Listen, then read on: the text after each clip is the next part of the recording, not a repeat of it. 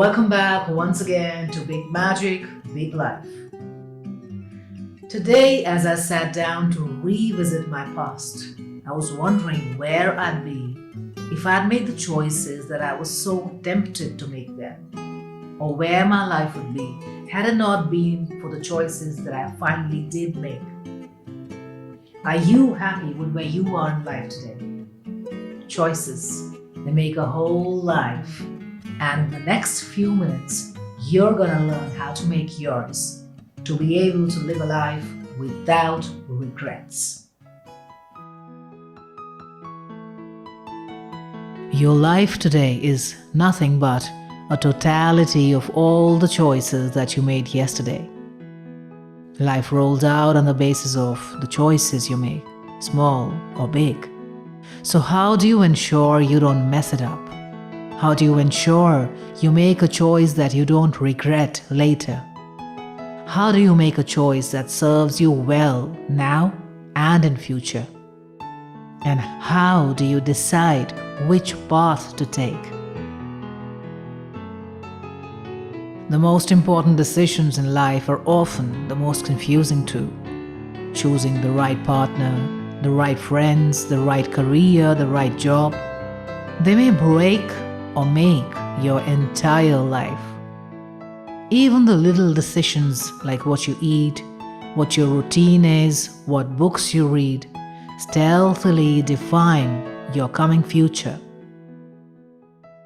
Scary, isn't it? Do you wish there were some guidelines to help you make your decisions in life? Some manual that could tell you exactly how to make your choices. That would make life so simple. Well, the good news is, there is. Here are some very crucial points that will always help you to make a choice you won't live to regret. 1. Always have the end in mind. Let your goal decide what choice you make now. What do you intend to do with this choice in hand? Having clarity of goal will make the right choice pop out by itself. No struggle.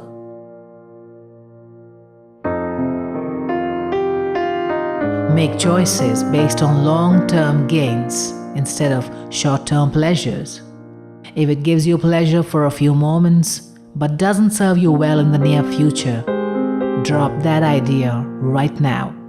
It isn't worth it. Number 3. Imagine your future after having made this big choice in hand. This one's more for the very crucial decisions you make, like picking a career or choosing a life partner. How would this exactly impact your life in, say, 10 to 15 years from now? Visualize your life in the future, with you having made this present choice. Do you like what you see? Then take that leap. But if what you see isn't what you want out of your life, shun this choice immediately before passion starts confusing you.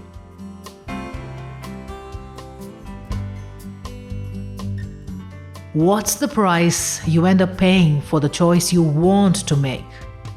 Are you paying for it with your freedom, your self-respect, your peace, your present relationships? Or is it just a few minutes of pleasure that you might have to pay with, or anything as frivolous as that? If what you're paying with isn't serving you well in your current life, you might as well sacrifice it without a thought. But if it demands you to pay with a vital element of your life, believe me, you're gonna so regret making this choice later. 5. Eliminate some of the choices by setting standards. Every step of your life, every single day, you will be met with several choices, big and small. Even considering some of those wouldn't be worth your energy or time if you've already set standards for the choices you make.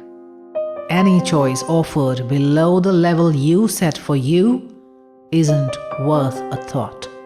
Move on. You don't drink from every cup offered to you. That's how you get poisoned. Do not rush. Weigh them right. It goes without saying, most decisions made in haste end up being an absolute waste. So take your time to weigh the pros and cons of each of your choices. You may write it down if that makes it any easier. Having facts right in front of you brings a lot of clarity to the cloudy, dreamlike state that you might be in when you're met with equally tempting choices in life.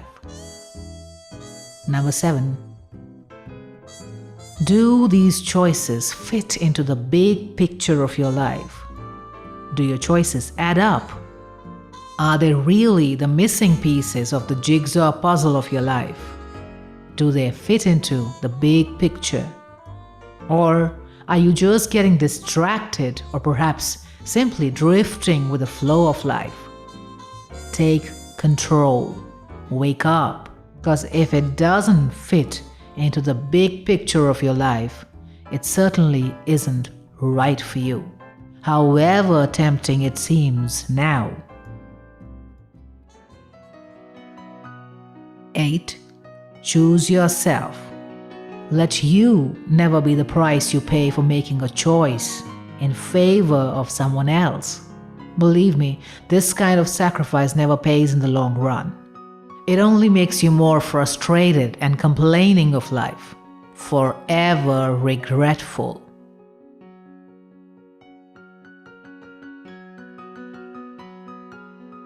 Number 9. Trust your intuition. Life is simple. Let's try not to complicate it by overthinking. Most of the times, the right choice is what you intuitively go to first, before you then get distracted by another, and yet another, and yet another choice, just because of overthinking and overcomplicating things. If you sit calmly and reflect upon all of those choices, you'll most probably come to the one that you originally received.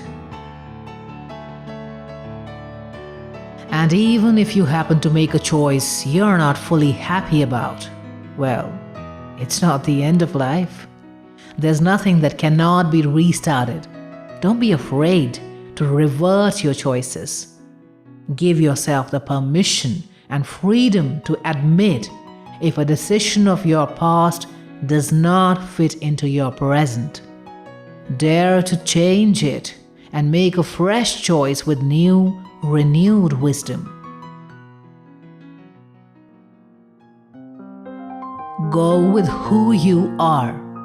Never make a choice that doesn't complement who you are. Passions alone should never be the criteria for making a choice or a decision, because passions may run wild for a period of time, short or long, and then fizzle out. But who you are stays with you. Ensure that the choice you're about to make corroborates with your principles, values, character, and personality, lest you live a life that leads to a constant struggle of being you, a turmoil that you have to fight every single day of your life, no matter how impressive this choice makes you appear in front of the world.